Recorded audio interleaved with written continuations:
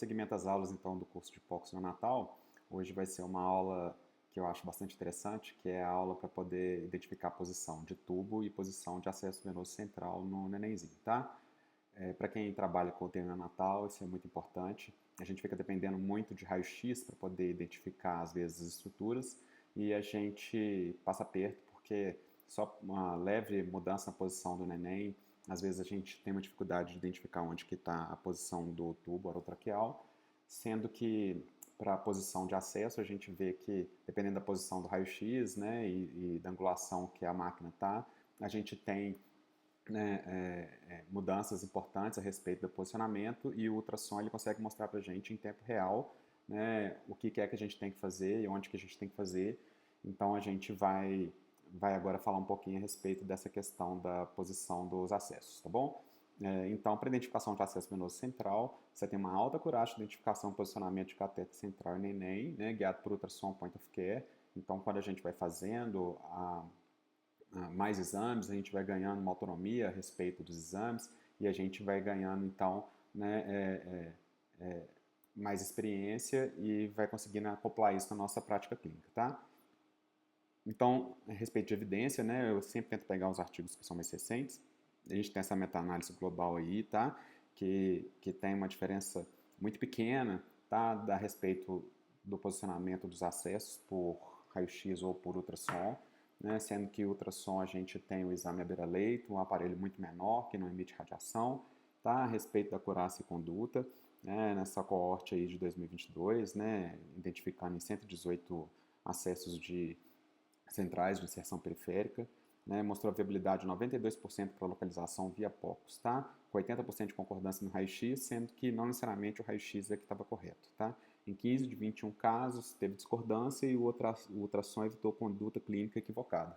Então é isso, né? A gente vê que o ultrassom ele pode ser melhor ainda do que o raio-x, tá? O paciente está grávido, o paciente está fazendo taquicardia, o paciente está, né, inserindo um ultrassom umbilical, a gente passa o ultrassom ali e consegue ter, né, bons dados a respeito disso, tá? Impacto clínico e diretriz, né? Então o POCUS é feito em tempo real. Nesse estudo retrospectivo aí mostrou que o ultrassom em tempo real reduz o exame de radiografia, né? Isso é óbvio, a gente vê ali o exame na beira-leito, a gente viu a ponta do acesso, não tem necessidade da gente ficar repetindo o raio-x, e a gente pode fazer esse exame mais que uma vez por dia, tá? E elevou o acerto da ponta do cateter na junção cavo-atrial. As diretrizes oficiais, né, da Associação Americana de Pediatria recomendam fortemente o uso do ultrassom para inserção e validação de posicionamento de cateter central. A técnica do ultrassom, uma coisa que vai ser interessante, a gente tem que olhar o seguinte, é muito importante a gente saber quem que é que está fazendo o exame, porque a posição da sonda do ecocardiografista e do ultrassonografista, elas são diferentes, tá? Então, vocês vão ver muito durante a exposição da aula que, eventualmente, o coração vai estar para baixo, eventualmente, o coração vai estar para cima, né? A gente vai ver a inserção do acesso, né, na junção cavo-atrial com o átrio direito para cima, o átrio direito para baixo, isso dependendo de quem que vai fazer a imagem, tá? Mas o importante é a gente ter a técnica, né, que a gente vai fazer, né, bem sedimentada dentro da cabeça da gente, para a gente poder colocar a sonda no lugar certo, identificar qual que é a posição que o acesso tem que estar, e se o acesso estiver lá, a gente vai perceber isso, tá bom? Então, a técnica do ultrassom do acesso, a gente normalmente vai usar transdutores lineares, porque eles têm uma frequência maior, então eles vão mostrar estruturas mais superficiais, que é o nosso pacientezinho, né? Os eixos de abordagem, normalmente a gente faz o eixo curto, né, fora do plano, e o eixo longo no plano. Então, a gente vai fazer, né, com a sonda nesse sentido aqui, apontando para cima, né, aí a gente vai conseguir ver a entrada da cava, né, nessa direção aqui, o ato direito aqui, né, e a gente vai ver a cava e a gente tem que ver a ponta do acesso aqui na entrada da cava, tá? É óbvio que se a gente for fazer o eixo curto, a gente vai ver então, né, o eixo curto, que é, né, né, a valva aórtica, né, fazendo a Mercedes-Benz. Aí a gente tem aqui a pulmonar, passando aqui por cima. A gente tem VD, ato direito aqui nesse pedaço e ato esquerdo aqui nesse pedaço, tá? Então o ato esquerdo vai estar aqui, a gente vai ver o acesso sendo inserido por aqui, sendo que se o acesso estiver intracardíaco, ele pode passar aqui até mesmo pelo forame oval e chegar bem no átrio esquerdo, tá bom? Então a gente vai ver bastante foto a respeito disso. É um acompanhamento dinâmico, avaliação em tempo real durante a inserção do acesso ou logo depois da inserção, então não precisa ficar esperando bater um raio-x, tá? E serve para poder a gente fazer a seleção do acesso, né? A gente mede o diâmetro do vaso e normalmente o acesso ele tem que ter menos que 1/3 do diâmetro do vaso, tá? Eu não tenho prática de fazer isso, né, na minha unidade, mas as referências falam que é uma boa forma de escolher o tamanho do acesso, tá bom? Então vamos olhar aqui, né, começando. É bom a gente explicar como que é a anatomia, né, principalmente para o POCUS neonatal. A gente tem a anatomia da veia e da artéria. A gente está vendo que a cor aqui está diferente do que normalmente a gente vê, simplesmente porque o sangue arterial do neném ele vem, né, menos oxigenado e o sangue venoso que vem, né, da veia umbilical ele vem mais oxigenado, tanto que o sangue ele sobe pela veia umbilical, ele pega, né, um atalho no ducto venoso e quando ele pega o atalho no ducto venoso ele pega a velocidade, entra no átrio esquerdo, metade dele entra no átrio direito, desculpa, metade dele entra no átrio esquerdo, passa para o VE e vai para o corpo, e a outra metade passa pela tricúspide e vai para a artéria pulmonar, e quando ele vai na artéria pulmonar, a maior parte dele ainda pega um shunt aqui, que é o canal arterial, e desce pela aorta descendente, tá? Então essa é a forma que o sangue ele vai passar dentro do coração, né?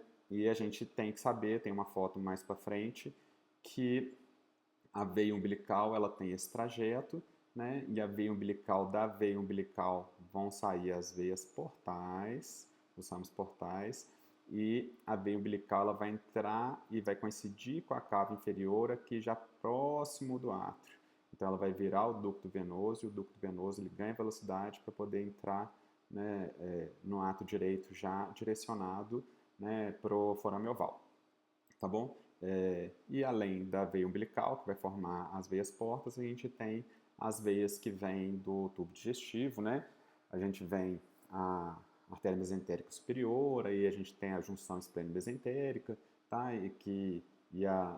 A veia esplênica, então, a mesentérica superior, a gástrica, elas vão cair aqui nas veias portais, tá bom? E o trajeto da artéria, né? O trajeto da artéria, quando ele vem aqui, ele desce para a ilíaca, né? Para depois ele subir para a aorta descendente, tá? Então, a gente vê na foto do raio-x que o trajeto da artéria, ele entra, desce e depois sobe, né? E o trajeto da veia já é no sentido ascendente, tá? A gente vê que esse aqui deveria ser o trajeto, aqui está parando a ponta do acesso, então esse acesso aqui está bem periférico, provavelmente ele está entrando até no ramo portal. Então, novamente, a imagem, tá? Que é a imagem importante você saber, a veia cava inferior ela está subindo, paralela a ela está subindo a veia umbilical, na veia umbilical, né, tem os ramos portais aqui, aí ela vira o ducto venoso, que é onde acelera o fluxo da veia umbilical, para poder já entrar aqui no ato direito acelerando. Então, o ducto venoso vai encontrar com a veia cava inferior só nesse pedacinho aqui. A gente vai abrir o desenho da veia cava inferior, normalmente a gente não vai ver o acesso umbilical aqui, a gente vai ver o acesso umbilical correndo paralelo com a cava inferior, tá?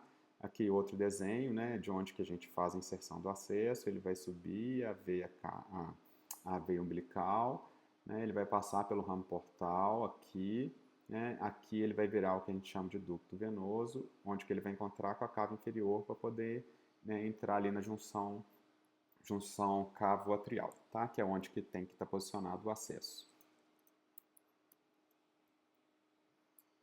Novas fotos de raio-x, né? Só identificando aqui onde que está cada acesso. Aqui, ó. Aqui a gente vê, né, um acesso que entrou pela veia umbilical e ficou, né, bem periférico. Aqui a gente vê um acesso que entrou pela veia umbilical, né, e ele pegou o ramo portal e depois deu uma volta aqui, provavelmente na mesentérica, tá? E aqui, né, a gente vê um acesso que pegou a umbilical, aí atravessou a junção cavo-atrial, atravessou o forame oval e veio aqui até numa veia pulmonar, tá? Então a gente vê que, assim, é óbvio que o raio-x, né, é o o método que a maior parte das pessoas está acostumada, a gente consegue ver, né, bem, né, várias estruturas pelo raio-x, mas a gente sabe que às vezes naqueles pacientes que estão com o pulmão muito branco e dependendo do ângulo de insolação do raio, que a gente não vai ter tanto sucesso assim de identificar a posição do acesso, tá? Então aqui a gente está vendo, né, essas imagens, tá? De posições erradas de acesso. Nessa imagem aqui a gente vê que o acesso atravessou a parede do ventrículo, olha só onde que ele está. A ponta do acesso está aqui na parede, tá? Provocando um derrame pericárdico. Esse acesso aqui, ele atravessou o ventrículo aqui, ele está na artéria pulmonar, né? Essa ponta aqui desse acesso. Esse acesso aqui, ele pegou uma hepática e gerou uma hemorragia com uma lesão dentro do fígado, tá? Esse acesso que a gente está vendo aqui no eixo curto cardíaco, olha só, ele atravessou o ato direito até o ato esquerdo, né? Então ele atravessou o forame oval. Esse acesso aqui, ele está praticamente no lugar certo, tá vendo? Ele veio aqui, ó, pelo ducto venoso, ele chegou até aqui, ele deveria ter parado aqui, ele está um pouquinho dentro do átrio, tá? Que seria a posição, a junção cavo-atrial. Essas imagens aqui são imagens de hemorragias e trombos hepáticos, tá? Então, apesar dela estar um pouco menor, a gente vê aqui uma quantidade grande de sangue, né? Esse aqui formou um abscesso dentro do fígado, tá? Já absorvendo. Aqui é a mesma coisa, a gente vê, olha só, esses focos aqui hemorrágicos hepáticos, tá? Então, a gente sabe que o umbilical mal posicionado, ele tem vários doenças iatrogênicas que a gente pode gerar, tá? Então, aqui, né, igual eu falei, o coração ele pode estar para baixo ou ele pode estar para cima, tá? Normalmente as imagens que eu gero, elas vão estar aqui para cima, a gente vê que a cava inferior, ela está vindo aqui nesse sentido, o ducto venoso, o acesso está vindo aqui, e o acesso, ele ficou bem posicionado na junção cavo-atrial, tá? Então, vou apagar aqui o desenho para a gente poder ver de novo a mesma coisa, né? A cava está aqui embaixo, a gente vê onde que a cava passa, a gente vê onde que o acesso passou pelo ducto venoso, né? Lembrar que o paciente com doença membranialina vai estar com uma pressão de pulmonar, uma pressão dentro do ar direito muito grande. Então, o mais provável é que, se você estiver bem posicionado, vai estar refluindo sangue pelo acesso venoso, vai estar refluindo, né, vai estar babando sangue, né, naquele coto umbilical, porque é justamente onde que você tem uma conexão, né, com o ato direito que já está, né, sendo submetido a uma pressão maior pelo fato da pressão da pulmonar já tá mais alta, tá? Então a posição ideal é essa aqui, a posição, a gente vendo a posição invertido, que essa é uma imagem feita por um ultrassonografista, a gente vê então, né, o ato direito aqui certinho, a gente vê o acesso que estava vindo pelo fígado do ducto venoso, né, e bem posicionado aqui na junção cavo-atrial, tá? Aqui a veia cava inferior aqui. Então a gente vê que o acesso ele passou, né, por dentro, né, da imagem que a gente vê o fígado que faz uma janela para a gente poder ver e o acesso bem posicionado. Né? Lembrando então que para poder fazer essa imagem, a imagem da veia cava inferior, né, a gente pega o probe e coloca o probe, né, nesse sentido, né, nessa direção, com a ponta do probe virada para cima. Se a gente estiver fazendo do modo cardíaco, né, que é esse modo aqui, que a gente vê o marcador à esquerda, a gente vai ver essa imagem aqui com o ato direito, né, que é superior à direita e a veia cava inferior descendo aqui, tá? Essa imagem ela está invertida e com a imagem invertida a gente viu então o coração aqui para cima. Novas imagens então de posição pelo ultrassom, a gente vê, né, aqui está o ato, olha aqui a imagem invertida, né, que eu falei com vocês. Né, a veia cava inferior está vindo para cá, né, o fígado está passando aqui, e olha só, a gente vê o acesso aqui e ele parando exatamente onde tem que parar, na junção cavo-atrial, tá? O acesso ele passa por aqui, parando também do mesmo jeito. Tem que lembrar que nessa parte aqui onde que entra, né, na entrada do ato direito, tem, né, a válvula de Eustáquio, né, que a válvula de Eustáquio ela é uma estrutura que, se a gente não tomar cuidado e com acesso muito fino, pode acontecer de pessoas menos experientes confundirem essa estrutura com a ponta do acesso. E a gente tem que ver, o acesso é aquela estrutura que tem, né, ela é hiperrefringente, normalmente ela tem dois lados, tá? Aqui a gente vê que o acesso deveria ter parado nessa ponta aqui da junção cavo-atrial e ele atravessa o ato direito até chegar aqui no ato esquerdo, tá? Nessa imagem aqui de baixo a gente vê que o acesso ele ficou um pouco mais para periférico, né? O átrio direito está aqui, então ele ficou a essa distância aqui de onde ele deveria estar. Nessa imagem aqui a gente não consegue nem identificar a posição do acesso, provavelmente ele estava dentro do fígado e não conseguiu, né, ver o acesso, tá?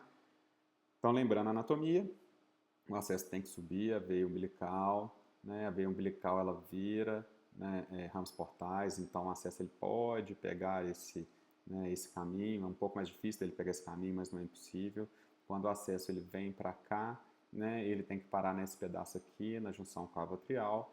Pode acontecer do acesso fazer vários caminhos, né, ele pode pegar, né, para cá, ele chegando aqui, ele pode pegar, né, as veias hepáticas, ele pode voltar pela via cava inferior, ele pode atravessar o átrio e subir a via cava superior, ele pode pegar ramos portais, pegar mesentérica, pegar esplênica, né, dependendo da quantidade que a gente insere, tá?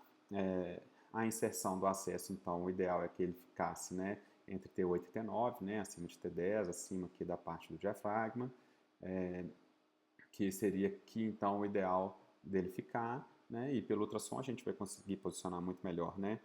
Nessa imagem aqui do eco a gente vê, né, aquilo que eu falei, isso aqui é o eixo curto cardíaco, a aorta no centro, né, a pulmonar passando por cima, o átrio direito posicionado aqui, o átrio esquerdo aqui, né, e o acesso logo na entrada da junção cavo-atrial, né, se esse acesso tivesse mais introduzido, ele poderia ter passado pelo forame oval e chegado até o átrio esquerdo, tá?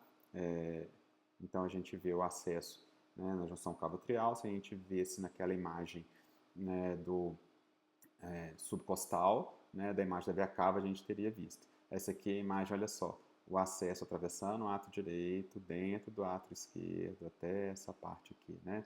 Então a gente vê que o acesso está todo esse pedaço aqui além do que deveria estar. Aí a gente consegue fazer a medida, né, pelo caliper do aparelho e fazer a tração do acesso para o acesso ficar posicionado onde tem que fazer. Ou o ideal seria tracionar, né, o acesso com visualização direta, que a gente veria o acesso sendo tracionado e quando o acesso estivesse no lugar certo, a gente, né, pararia de tracionar, tá? Na dúvida da posição do acesso, uma coisa que a gente pode fazer é um flush de soro fisiológico. Um flush de soro fisiológico ele vai, né, fazer um turbilhonamento do sangue. Esse turbilhonamento do sangue vai permitir que a gente veja a posição do acesso, tá? E é óbvio que a prática, né, e a gente vendo muitas vezes essas imagens, né, fazendo muito eco funcional, fazendo muito POCUS à beira-leito, a gente começa a ganhar mais mão, né? Tem que tomar um cuidado grande, porque a qualidade de cada aparelho varia, e a gente sabe que a qualidade tanto de Doppler quanto a qualidade de imagem bidimensional.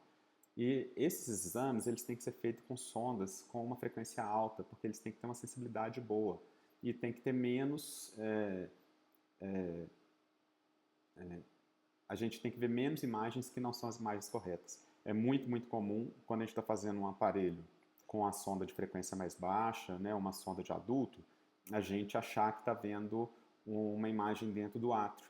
E pode ser uma imagem em espelho, tá? Então, o ideal seria que a gente visse a posição do acesso e sempre fazer duas incidências. A gente vê, né, pelo subcostal, a gente faz a imagem da cava e a gente fala assim, olha, eu acho que o acesso está intracardíaco. Então a gente vai, faz o eco funcional, coloca no eixo curto, né, e vê dentro do átrio direito. Se o acesso estiver, né, sendo bem visibilizado, se o acesso estiver lá, ele vai ter que ser visto dentro das duas imagens, tá? Dos dois cortes. O único jeito que a gente tem de garantir que a gente não vai ver uma imagem fantasma, né, é a gente conseguir ver a mesma imagem em incidências diferentes. Se a gente consegue ver a imagem numa incidência só e a gente faz outras imagens do átrio direito e não vê o acesso dentro do átrio direito, né, a gente tem que suspeitar que aquela imagem pode ser um artefato de imagem apenas e não necessariamente uma imagem real, tá? Então tomar cuidado nesse tipo de coisa para a gente poder não cometer nenhuma trigenia. A respeito da posição do tubo orotraqueal, tá? A acurácia diagnóstica da posição do tubo, você tem 93% de sensibilidade, 99% de confirmação de intubação, 59% de especificidade, né? Sendo que 92% sobre a área ROC, tá? Então essa meta-análise de 2025, abrangendo 13 ensaios clínicos, validou a eficácia do POCUS traqueal na detecção rápida de intubação esofágica. Eu, particularmente, acho muito difícil fazer esse tipo de técnica, porque nossos pacientes são muito pequenos, né? O pescoço deles é muito pequeno, nossas sondas elas não são tão pequenas, tá? E teria que ser uma sonda linear de alta frequência, mas de qualquer forma é uma forma de identificar, né, a intubação, tá? Eu acho que a técnica de eco funcional é muito boa para poder mostrar a posição de tubo, e obviamente, quem tem uma prática muito grande, né, pode até usar, né, o ultrassom para poder ver se o tubo está, né, na traqueia ou se ele está no esôfago. Mas a gente sabe que quem performa a intubação orotraqueal, né, a certeza mesmo que o tubo está no lugar certo é ter visto as cordas vocais e ter visto o tubo passar pelas cordas vocais. Essa aí é a certeza absoluta de que o tubo né, foi inserido, tá? Então, a medida da distância, tá, da ponta do tubo para a artéria pulmonar direita, no estudo de 2023, né, avaliou a distância entre a ponta do tubo e a artéria pulmonar direita e o POCUS identificou 100% dos tubos bem posicionados, tá? Então, a especificidade 100%, né, e uma forte correlação com o raio-x. Sendo que tem uma vantagem que a gente consegue fazer o exame e ver a posição da cabeça do paciente, que no raio-x nem sempre a gente sabe se o tubo está mais introduzido ou menos introduzido, porque o paciente estava com a cabeça fletida ou estendida, tá? E é óbvio que você tem uma reprodutibilidade muito grande, né? Porque você treina, né, os residentes e normalmente uma pessoa experiente treinando um residente ou treinando quem está fazendo a especialização, né, você consegue fazer e consegue reproduzir porque é um método de pouca agressividade, né? É um método que não vai machucar o paciente, você consegue fazer ele várias vezes, tá? Então, a reprodutibilidade trainee versus expert, né?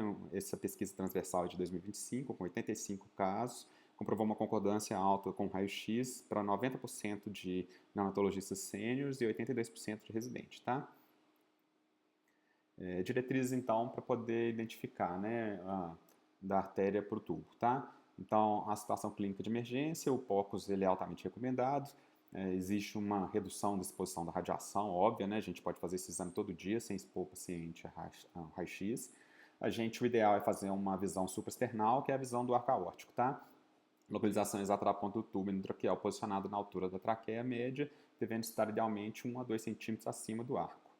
É um exame que promove rapidez de execução, né? O tempo médio para execução do ultrassom e confirmação de aproximadamente 3 minutos, né? Se for uma pessoa experiente, às vezes menos, tá?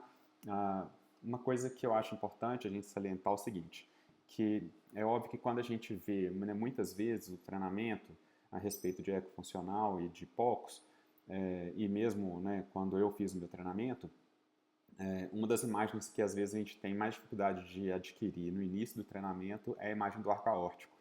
Então, o ideal seria que a pessoa treinasse muitas vezes as janelas ecocardiográficas, né? Tanto para poder ver função, mas quando a gente faz a janela para poder ver função, né, o ideal é treinar ali e passar na janela para poder ver o arco aórtico, porque aí a gente ganha, né, uma expertise na geração da imagem do arco aórtico, né? A gente vai mostrar a foto da anatomia, né? Você tem o arco passando, você vê a pulmonar direita passando debaixo do arco, você tem uma correlação da altura da carina com a artéria pulmonar direita, né? Então a gente consegue ver a posição do tubo e consegue fazer uma inferência se esse tubo está bem posicionado ou se ele não está bem posicionado, tá? Então, essa imagem é a imagem para poder ver se o paciente está entubado ou não, tá? Então, nessa imagem aqui a gente vê que a gente está na altura das pregas vocais, então a gente vê, né, os anéis cartilaginosos, a gente vê nessa parte aqui que é o que demonstra que a gente está na altura das pregas vocais, tá? E aqui a gente tem que ver a imagem do tubo, e o esôfago passa aqui, nessa parte. Então, se na hora que a gente faz a intubação a gente vê uma imagem de alvo aqui, né, que é a parede do tubo, a gente vê que o tubo está posicionado no lugar inadequado, tá? Então, essa imagem aqui mostra isso, a gente vê, né, os anéis cartilaginosos, aqui a gente vê, né, o lobo esquerdo da tireoide, tá? E aqui a gente vê o tubo dentro do esôfago, né? Aquilo que eu falei da imagem alvo dentro do esôfago, que fica atrás da tireoide, tá? Então, a questão dos marcos anatômicos, a gente vê, né, o ideal seria a gente ver mesmo, né, sempre o istmo da tireoide, o lobo da tireoide, aqui é onde passa o esôfago, e normalmente o esôfago a gente não vai conseguir ver, né, essa imagem tão bonitinha aqui, tá vendo? De duas paredes, né, passando dentro do esôfago, tá? Então, novamente, né, a imagem anterior, aqui parte anterior, lateral esquerdo, lóbulo esquerdo da tireoide, tá? Aqui a gente vê, né, o anel traqueal, essa parte aqui, a gente está vendo, o anel traqueal aqui bonitinho, né? Aqui é a parte onde que tem interface de ar, né? Igual quem faz o ultrassom de pulmão, a gente vê. Então, abaixo disso a gente não consegue, né, ver as imagens. E atrás dessa parte aqui é onde que vai ficar o esôfago. Técnicas e limitações, então a metodologia prática, a sonda deve ser posicionada, né, isso para poder ver a posição do tubo agora, tá, gente? Porque para poder ver a intubação, ela tem que ser posicionada no pescoço, no nível das cordas vocais, tá? Para poder ver a posição do tubo, então, a gente vai colocar se o tubo está no lugar certo ou não, a gente vai ver aqui se o paciente foi entubado ou não. E se o tubo está no lugar certo, a gente vai fazer o supraesternal, né, que a gente vai fazer a imagem nesse sentido aqui e a gente vai ver a ponta do tubo e a gente vai ver o arco aórtico e a pulmonar, tá? Onde que vai passar. Então, a arco aórtico, artéria pulmonar direita, né? Ela passa logo abaixo da bifurcação da traqueia, serve como excelente referência anatômica. A distância ideal no nenenzinho, a ponta do tubo deve ser posicionada entre 1 e 2 centímetros acima da carina, tá? Então, abaixo de 1 centímetro da carina tem alto risco de seletividade, você pegar o bronco direito, e acima de 2 centímetros da carina, você tem um risco de posicionamento, né, do tubo ficar muito alto, o paciente ficar estubado, tá? Agora, em prematuros, a gente sabe que as distâncias são menores, então nenenzinhos, né, com peso menor de 1 kg, a traqueia toda mede de 3 a 4 centímetros. Então, a distância tem que ser de meio a 1,2 centímetros acima da carina, que já é considerada segura, tá? Então, a gente fazendo essa imagem aqui, eu gostei dessa imagem porque essa imagem mostra a correlação, tá? Aqui está o arco aórtico, aqui está a traqueia passando aqui, né? Então, a gente consegue ver que existe a correlação da carina e a distância para o arco aórtico aqui, tá bom? Nessa imagem é a mesma coisa, olha só. O arco aórtico passando aqui, o bronco direito passando atrás do arco e a carina logo abaixo aqui. Então, as zonas medidas ideais para a ponta do tubo até a carina, né, de 10 a 20 milímetros. Então, da ponta do tubo até o arco aórtico é de 15 a 25 milímetros, tá? Então, essa distância aqui de 10 a 20 milímetros, né, é a distância ideal no nenenzinho, né? E o critério de segurança, então, né, tem que estar entre 1 e 2 centímetros de distância da carina, sendo que em prematuro, né, a gente tem essa distância aqui que é de meio a 1,2, tá? Então, a gente vendo a imagem, a gente faz a imagem do arco aórtico, né, que é aquela imagem que a gente, né, desenha o tórax do paciente, né, a cabeça do paciente está aqui, e a gente pega essa parte aqui com a sonda fazendo a imagem nesse sentido, tá? Então, a gente consegue desenhar o arco aórtico, muito importante a gente fazer a identificação do arco, a gente lembrar, né, que o arco ele sai o tronco bracocefálico, carótida esquerda e subclave esquerda, né, a artéria pulmonar direita ela passa aqui logo abaixo do arco, a gente vê o tubo vindo nessa posição, né, aqui a cruzinha está marcando a ponta do tubo, né, então a gente vê o tubo passando aqui, aquela estrutura, né, hiperrefringente, né, como se fossem duas setinhas brancas, e a gente faz essa medida então, da ponta do tubo até a parte superior do arco, e a gente faz essa medida da ponta do tubo até a artéria pulmonar direita. Tá? Esse é o lugar da gente fazer.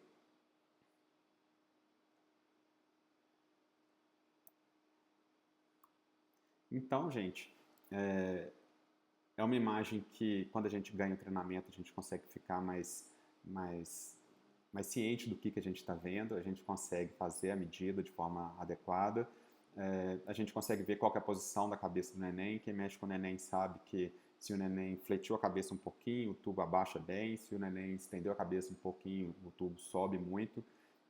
A gente tem que ficar fazendo raio-x todo dia de um paciente tão pequenininho, às vezes o paciente fica internado 90, 120 dias dentro do UTI, é inviável fazer essa quantidade toda de raio-x, e isso mostra para a gente uma forma prática, rápida, e acessível de ver onde está a posição do tubo, onde está a posição do acesso. Então, eu acredito que isso aí é uma técnica legal da gente aprender, e quem já está fazendo o POCUS, além de ser uma técnica interessante fazer, é só um pouquinho a mais do estudo para poder a gente incorporar bastante coisa na nossa prática. Obrigado.